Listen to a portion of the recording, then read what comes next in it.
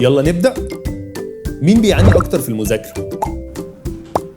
أنا طبعاً، على طول بيغلبني ساعة المذاكرة. بس أنا اللي بذاكر وببذل مجهود. طيب مين بيزعل أول ما تيجي سيرة الإنجليزي؟ أنا بصراحة كنت دايما بهرب لأني ما كنتش بحبها ولا بفهمها. طيب مين بيشيل هم الدرجات أكتر؟ أنا طبعاً، أنا دايماً خايفة إنه ما يعديش وهو ولا فرق معاه. مين اللي بيحب أكتر 4 level 1 kids؟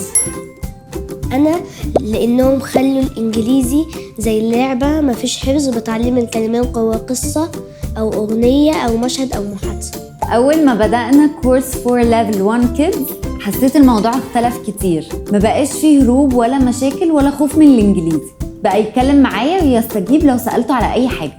بقيت بحب أتكلم إنجليزي وبحاول دايما أعبر عن اللي بفكر فيه من غير ما أخاف أو أتكسف. من ساعة ما سجلت له في كورس 4 level 1 وأنا ارتحت، ما بقيتش أشيل هم ولا هو بيهرب، وبقت ثقته في نفسه أكبر، وبقى بيبذل مجهود في الحاجة اللي بيحبها. مستواه اختلف تماما في وقت قصير وأنا فعلا فخورة بيه.